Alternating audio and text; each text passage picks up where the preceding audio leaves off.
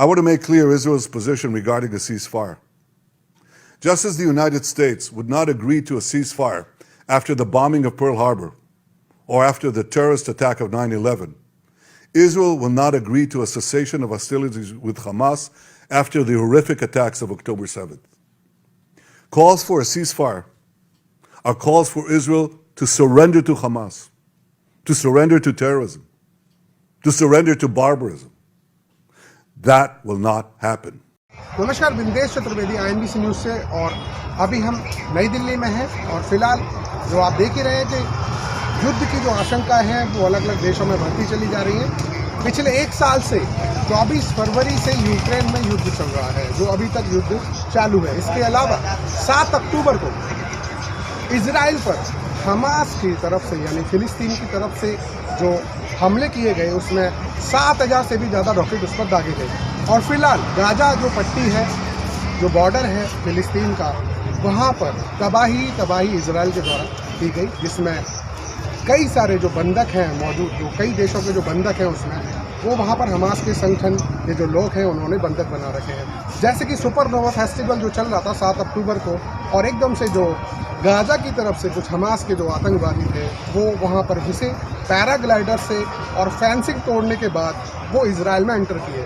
उसके बाद कई सारी घटनाएं वहाँ पर हुई।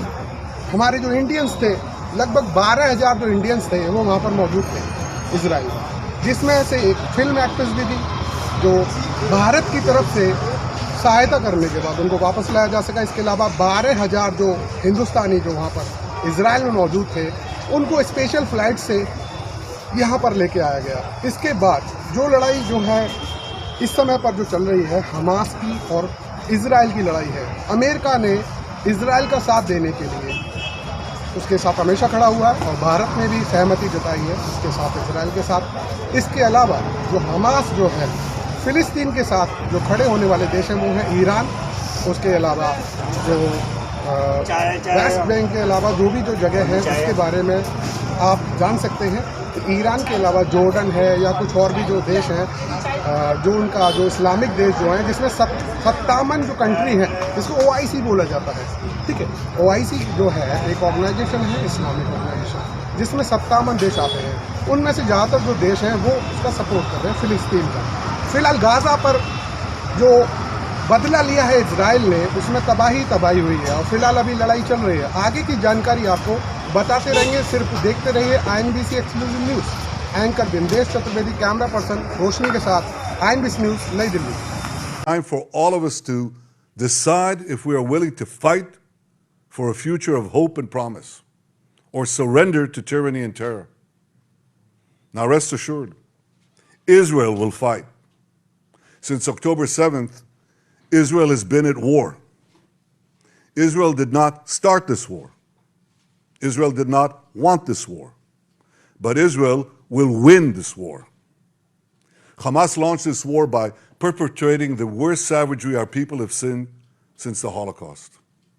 Hamas murdered children in front of their parents, murdered parents in front of their children. They burned people alive. They raped women. They beheaded men. They tortured Holocaust survivors. They kidnapped babies. They committed the most horrific crimes imaginable. And they're part of the axis of evil that Iran has formed, an axis of terror that works by arming, training, and financing Hamas in Gaza, Hezbollah in Lebanon, the Houthis in Yemen, and other terror proxies throughout the Middle East and beyond the Middle East. In fighting Hamas and the Iranian axis of terror, Israel is fighting the enemies of civilization itself. Victory over these enemies begins with moral clarity. It begins with knowing the difference between good and evil, between right and wrong. It means making a moral distinction between the deliberate murder of the innocent and the unintentional casualties that accompany every legitimate war, even the most just war. It means holding Hamas responsible for the double war crime it commits every day by deliberately targeting Israeli civilians while deliberately using Palestinian civilians as human shields. It means making clear that the use of human shields is not only an immoral tactic of terror, but also an ineffective one. Because as long as Hamas's use of Palestinian human shields result in the international community blaming Israel, Hamas will continue to use it as a tool of terror, and so will others. Hamas will continue to use the basements in Gaza's hospitals as the command posts of its vast terror tunnel network. It will continue to use mosques as fortified military positions and weapon depots.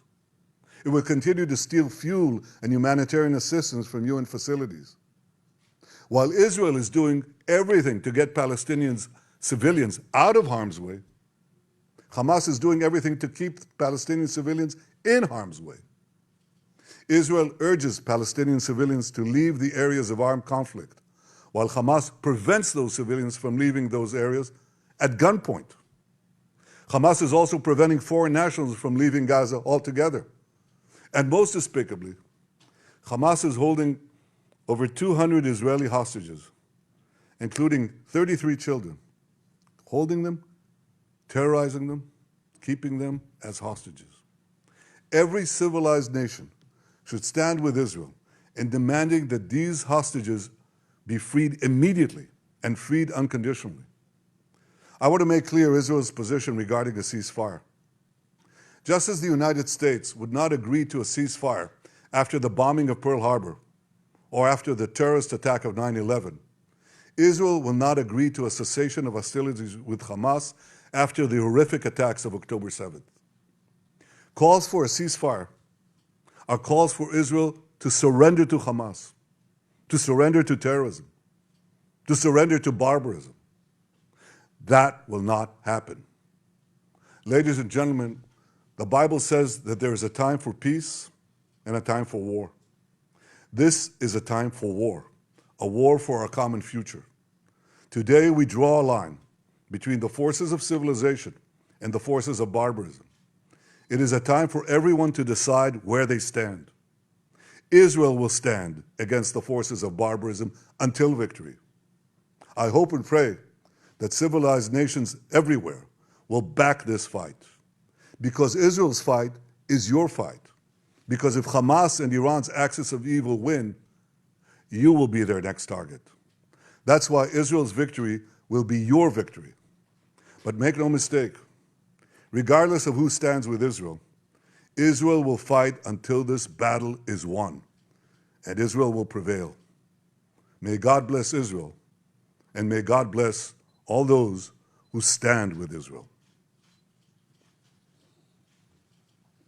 So the first question will go to News 18 India, Niraj.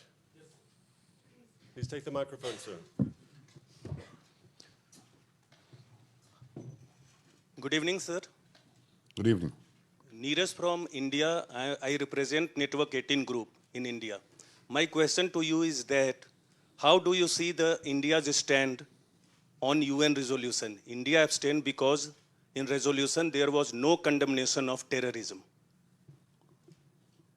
I think that resolution was deeply flawed, and I was sorry to see that even many of our friends did not insist that there would be a full and powerful condemnation of the horrors that were committed here, that are horrors that no civilized country, including your country and so many others, would tolerate. So I hope that we don't see a repeat of these kinds of resolutions. We'll go now to ABC America, Matt River.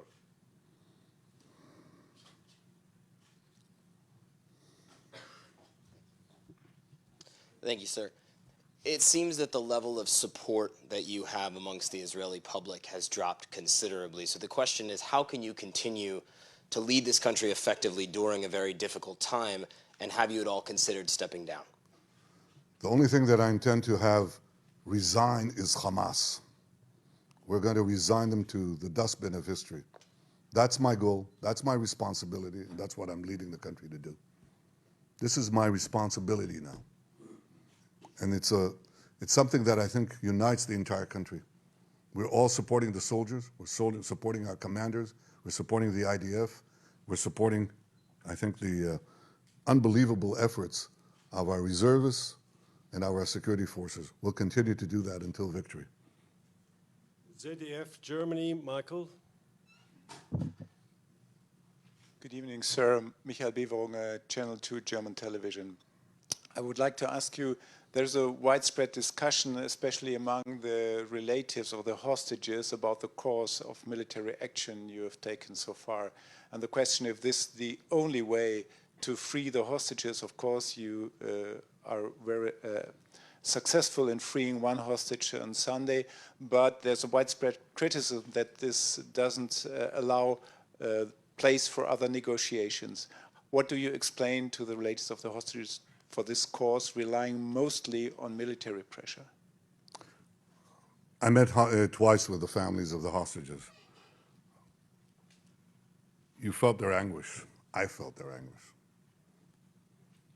I know this sense of, it's not only the sense of loss that bereaved parents have, it's a sense of not knowing, of continuous anguish.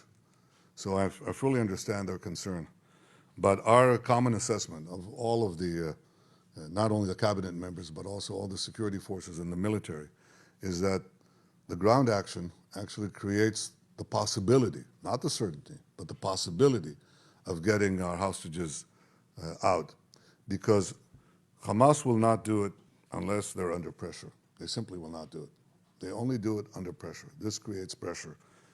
And again, we obviously greeted one hostage with open arms after yesterday's successful action by Shabak and the IDF. But we're committed to getting all the hostages back home. We think that this method stands a chance. It's a goal that we're committed to. Channel 7 Australia, Chris. Prime Minister, Chris Reason from Channel 7 Australia.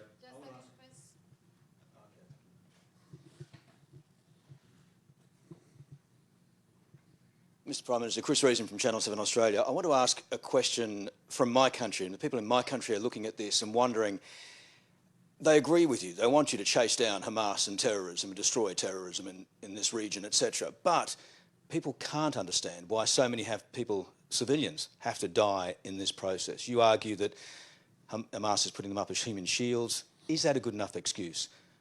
Are you inflicting here collective punishment on the people of Palestine? Not a single civilian has to die. Hamas merely has to let them go to the safe zone that we created in southeastern Gaza Strip. There's a safe zone there. Not a single civilian has to die. But Hamas is preventing them from leaving, keeping them in the areas of conflict. So I think that you should direct your questions to Hamas. But I can tell you one thing.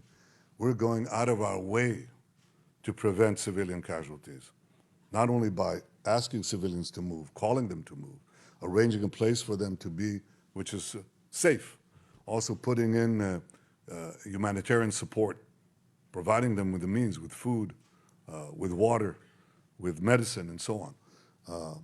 I think that this question should be placed on Hamas, and the more it's placed on Israel, the more you're going to see this repeated again and again and again.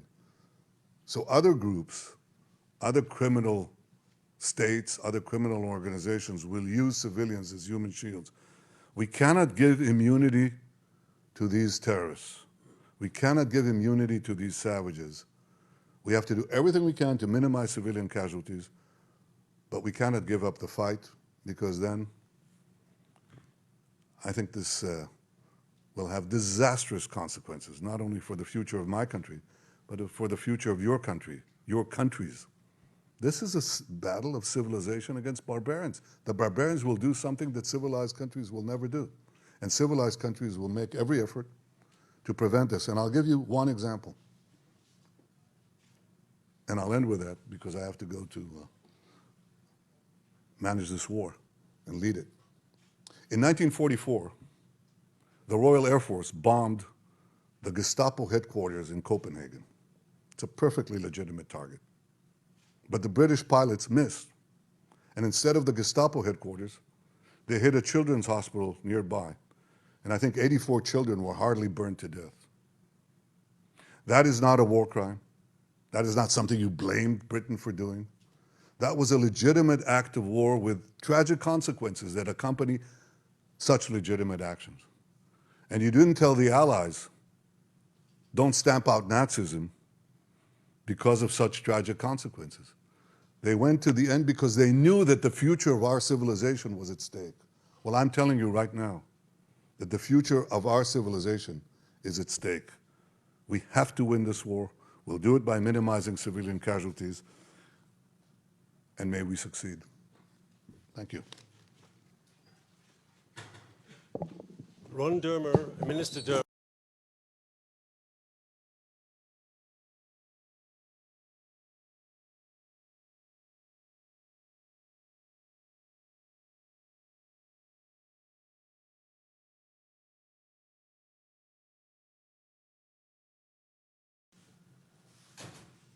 Yes, good evening. I've been in touch with the families, like everybody here, and what they ask is all for all. So my question is Israel ready to release Palestinian prisoners? I'm sorry, I didn't. I would like to ask you if Israel is ready to release Palestinian prisoners in exchange of the prisoners that Hamas is holding. Second thing, what's the state of your relationship with Russia? Because, I mean, Russia has been hosting Hamas. We saw what happened yesterday in Dagestan. Does the Israeli government think that Russia is abandoning Israel? Well, so first, on the first question, I'm not going to get into issues regarding negotiations with the negotiations for the return of the hostages. I can tell you that our assessment is that the military operation, the expansion of the military operation over the last few days has helped advance both goals, which is to eliminate Hamas on the one side, its military machine, and achieve our goal in Gaza, but also to advance a potential deal for the hostages. I'm not going to comment anything more than that. In the case of Russia, we've had a complicated relationship with Russia over the last few years. We have acted in Syria, as you know, to stop Iran from entrenching itself in positions there, and we've done that in a way where we haven't clashed with Russia. It is a very complicated relationship. I don't know all the facts about what happened last night at the airport, probably not much more than you do. We'll have to get to the bottom of it. But I think the best thing is to ensure that we can continue to have a normal relationship with Russia. We're obviously very concerned about the links between Iran and Russia. We know what Iran is providing Russia. There's always a question about what Russia is providing Iran. And we look at that literally every day to make sure that our vital interests, that Israel's vital interests, are not threatened. CGTN China. Zhao. Wait for a moment, sir. You'll get the microphone.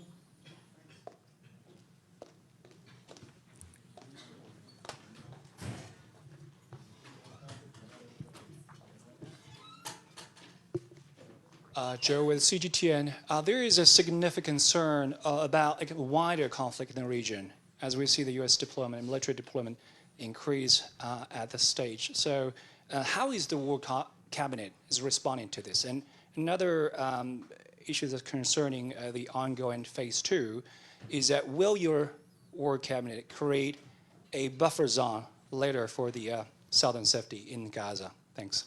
I'm sorry, the end of the second question. Will we create a buffer zone? Buffer zone in Gaza for the southern safety. For the southern?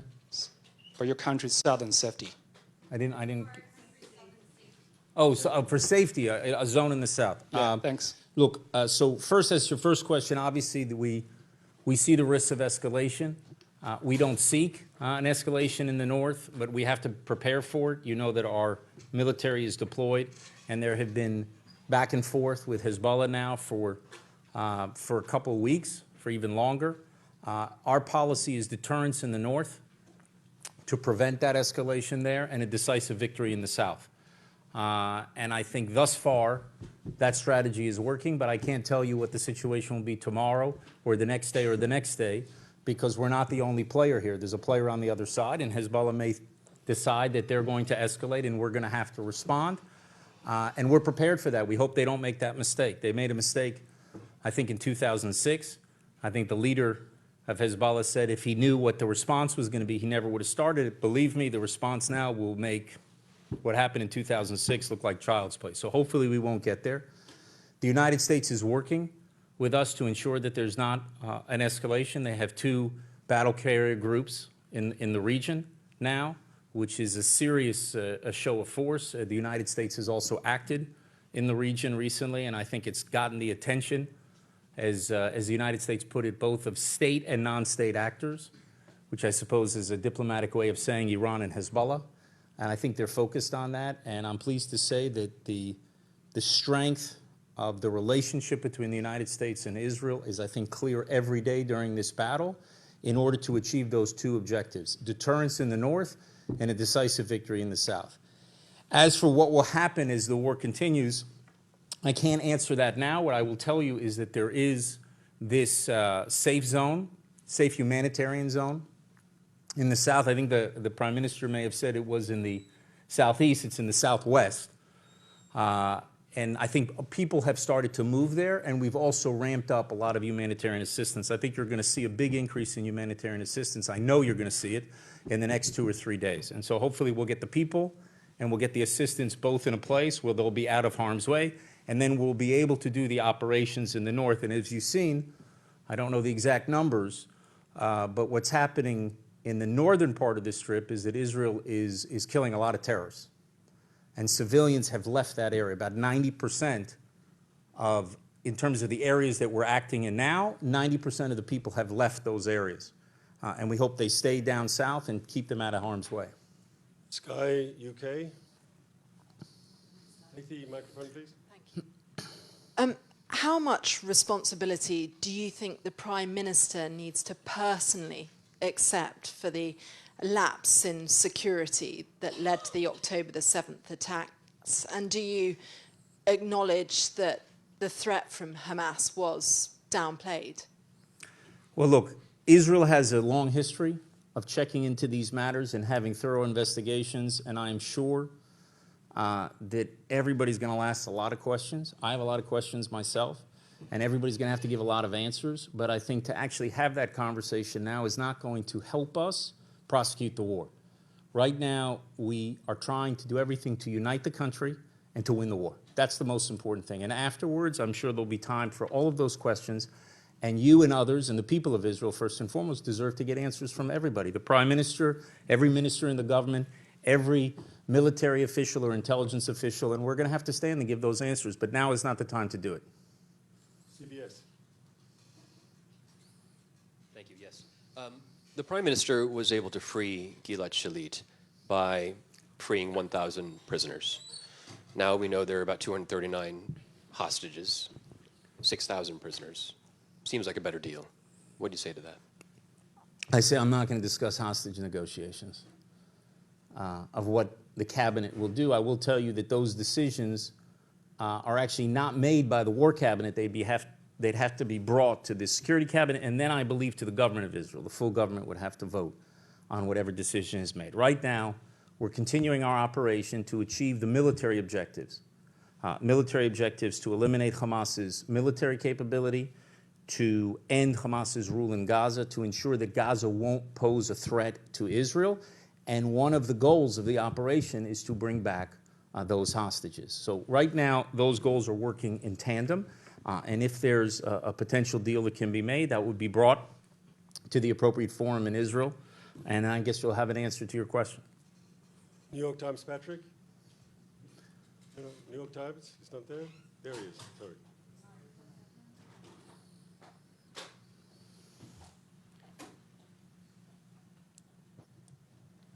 Thanks, Minister. Your stated goal is to remove Hamas from power in Gaza. That will involve retaking the whole of the enclave. If and when you do that, what is your plan for the day after? Who will control Gaza? Will you hand it over to the Palestinian Authority? Will Israel stay in charge of it? What will you do? So first of all, I don't know if the premise is right, that it's going to require taking over every single inch. There's a lot of questions there that are going to have to be decided as we prosecute the war militarily. I think your larger question is what's going to happen the day after. I think everybody is united that Hamas can't be there. We can't even leave a remnant of Hamas there. It'll go back. I think I learned once you take a starfish and if you cut all the legs up and you throw it back, it all grows back. So even if you have a small part of Hamas and you leave it on a territory in Gaza, it will eventually grow. We're not going to be able to change the reality for the people who live in the south of Israel unless we eliminate Hamas. Now, what does elimination mean? Does that mean going to the last bullet or not? It's a separate question. We'll have to decide. The day after, I think there's a lot of ideas that are out there, but it's premature to discuss it now. There's a lot of proposals. We all know what we don't want, which is Hamas. What we want for the future, I think there's a lot of different ideas and different suggestions, but it's simply premature to do it. It's going to take us some time, but we have to have a different reality for the people in the south. I'm speaking my own personal opinion, is that southern part of Israel around Gaza has to be the safest place in this country to live. That's how we'll know we succeeded. When that becomes the safest place in the country to live, then we know that we have defeated Hamas and we've created a new reality.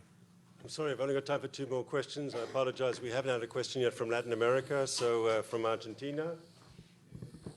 Roman. My name is Roman Lechman. Roman, please. Okay, thank you. My name is Roman Lechman from Infobae, Argentina. Would you suspend the military offensive in Gaza in exchange for the freedom of hostage captured by Hamas or not?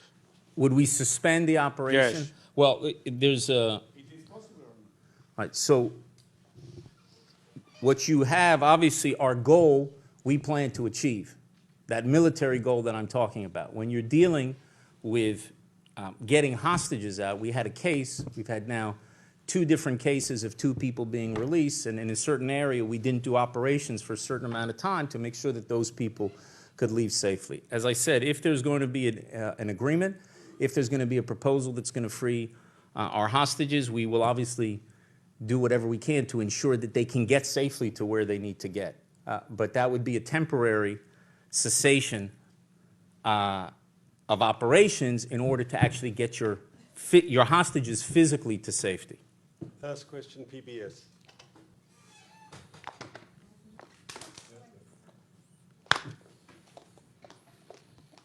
While Doriti's walking up with the microphone, I want to apologize to everyone who couldn't ask a question, but my time is not unlimited. Thank you. Leila Milana Allen from the PBS NewsHour.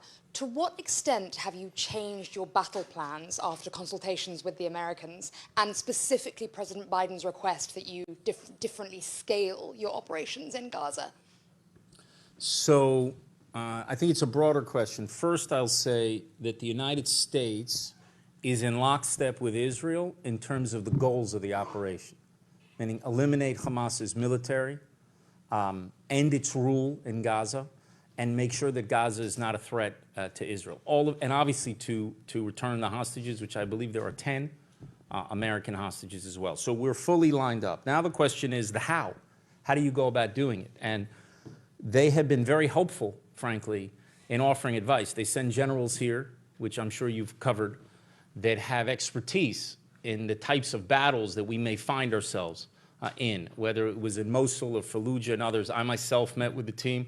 Gadi Eisenkot and Benny Gantz met with them. I think our military met with them to hear what they had to say and what the lessons were learned were, because I think the difference between Fallujah and Mosul is the Americans themselves had learned a lot of lessons in Fallujah that they applied to Mosul. So that has been very helpful. And I think we share a common goal of defeating Hamas in a way that minimizes the civilian casualties, not just the civilian casualties on the Palestinian side, but also because of our troops. We're going into areas that can be quite dangerous for our troops. So we're very appreciative of that. And I can tell you, as somebody who served as ambassador of Israel to the United States for 7.5 years, I think that the level of cooperation and coordination that you have now is unprecedented in the history of the relations between our 2 countries. There's not a day that goes by where I don't have a call to the White House. The Prime Minister has spoken to President Biden maybe every other day, if not more, in the last 24 days. I think they've had something like 10, 12 phone calls. And other people in our administration speak to people in their administration all the time. Our defense minister is constantly in touch with the defense secretary, the Secretary of Defense. They're bringing a big aid package that they've supported, that President Biden has talked about, to make sure that we have the weapons we need to defend ourselves. And I think they have been very helpful also in projecting American power in the region, so that that policy of deterring in the north and having a decisive victory in the south will be effective. So all in all, I'm very thankful for that relationship. They're also helping us get humanitarian assistance, because a lot of people look at Israel and say, why don't you make sure that you get the humanitarian assistance going to these places? We're not there. It's not coming in from the Israeli side, it's coming in from the Egyptian side. We have to inspect it, but there are other players there as well. There's Egypt, there's the Red Cross, there's the WHO, there's a lot of different moving parts to this. And I can tell you the United States from day one was focused on this issue, and I think it helped us also focus on it faster so that we can get that assistance to the people who need it. So we're very grateful that we have a friend in the United States of America and in President Biden, and hopefully that will help us do the things we need to do to both win the war, but do it in a way that, as I said, minimizes civilian casualties and also protects our troops. Sorry, just the question was whether anything has changed in your battle plans because of those conversations with America. Well, I think the reason why the answer is a little more complicated is you have to understand Israel had to come up with a battle plan in a very short amount of time. So in the process that we're coming up with our battle plan, we're also having American input into it. So they've been part of that process.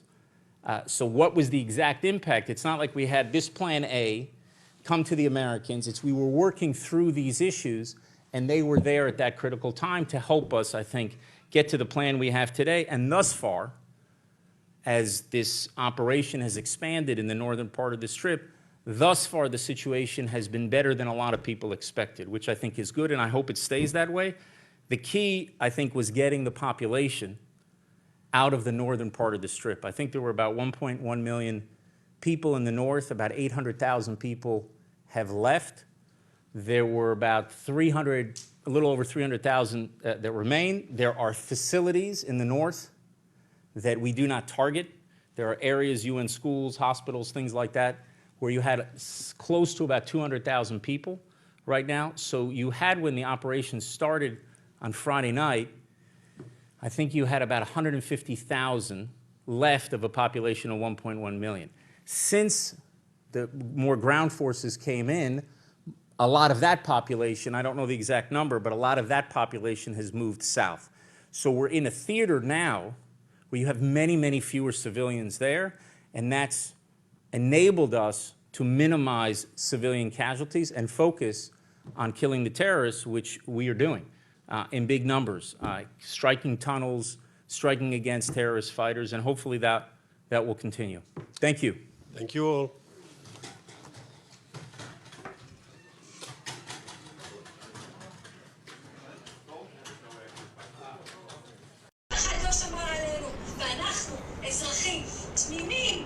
זה לוחמה פסיכולוגית. וואו, ברור, התגובות שלהם. כאילו זה קשה. It feels good to know that some of them are okay. I can't say what this video means, but to see that there's a chance that our beloved people, they are alive, it does feel good. It gives us a lot of hope to see that they're still alive. We haven't given up on them yet. We know they're alive and we're gonna do anything we can to bring them back. We're not gonna stop until we have a definite answer. Either here or there, we're gonna keep fighting until they're back home. Until there's peace between the people, we're not gonna stop. We don't have any other choice than to live in peace.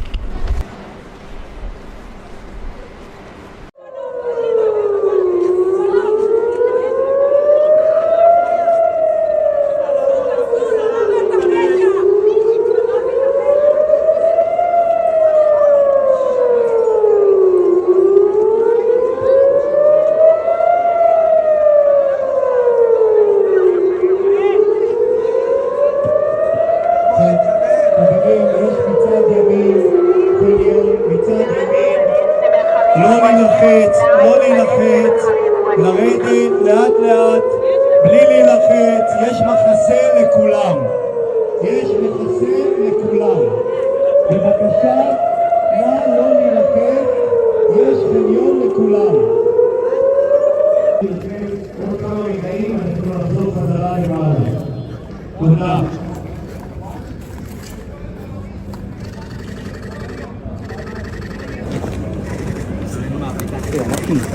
בוא נדע להגיד.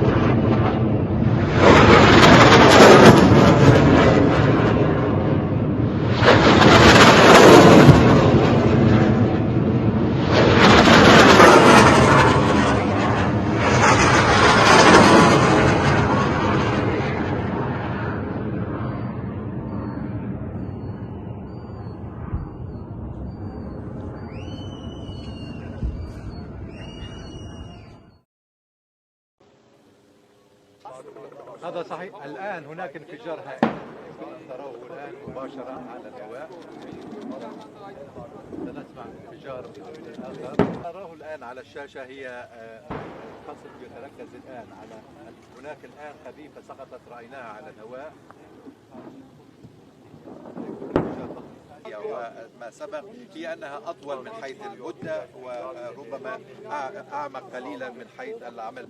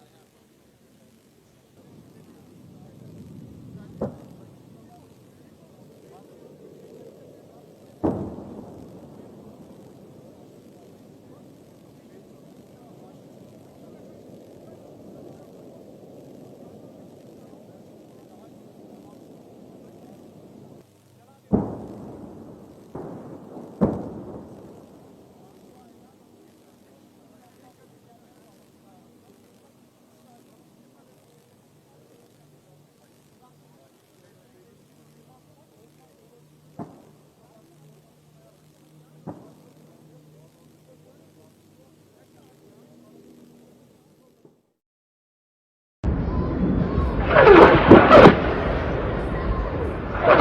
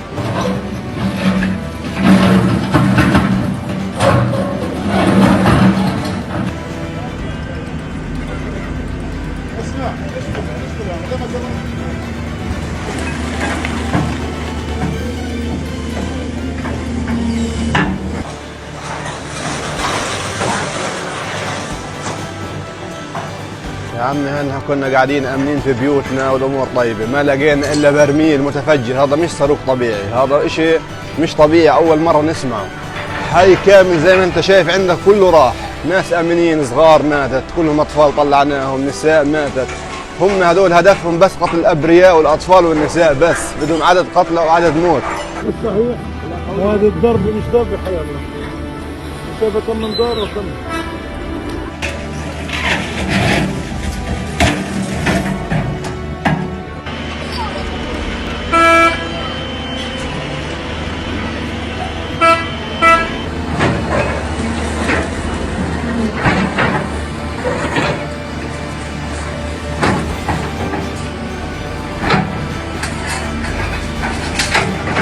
هؤلاء الناس يسكنون في هذه البيوت، بيوت مخيم، ليس لهم مصلحة هنا أو هناك إلا أن هذا العدو لا يفرق، بأن أتاهم بغتة، منهم النائم ومنهم المستيقظ، فأصبحوا شهداء وأصبحوا كتل من اللحم قطعتهم هذه المتفجرات الذي لم يشهد لها من قبل أو مثل هذا التفجير ومثل هذا الذي حدثته هذه المتفجرات من هدم ومن خراب ومن دمار في بيوت الناس.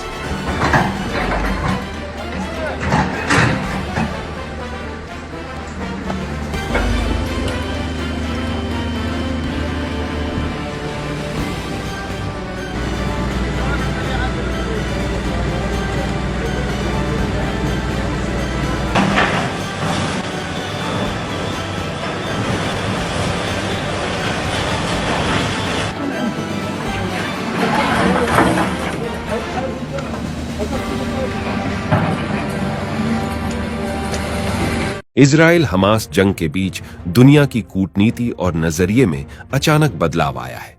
जो देश Israel के साथ चट्टान की तरह खड़े थे, वो अब फिलिस्तीन के लोगों के लिए भी चिंतित है।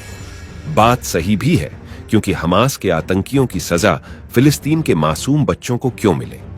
इसीलिए भारत, अमेरिका और ब्रिटेन के रुख में बड़ा बदलाव आया है। अमेरिका ने फिलिस्तीनी के लोगों के लिए $100 मिलियन की सहायता का ऐलान किया है, तो वहीं ब्रिटेन के प्रधानमंत्री ऋषि सुनक ने सऊदी अरब के साथ मिलकर फिलिस्तीन के लोगों की मदद का ऐलान किया है। भारत के प्रधानमंत्री नरेंद्र मोदी ने भी फिलिस्तीन के लोगों के प्रति अपनी संवेदना व्यक्त कर दी है। ऐसे में इस्राएल ने भी अपनी रणनीति बदली है। अमेरिका और ब्रिटेन का तो पता नहीं, लेकिन भारत को पूरी तरह से अपनी तरफ करने के लिए इजराइल ने एक नया तरीका ढूंढ निकाला है। इजराइल ने नवरात्रि और दुर्गा पूजा के जरिए भारत के लोगों का दिल जीतने की कोशिश की है। भारत में इजराइल के राजदूत ने कहा है कि मेरे सभी प्रिय भारतीय मित्रों को नवरात्रि और दुर्गा पूजा की हार्दिक शुभकामनाएं।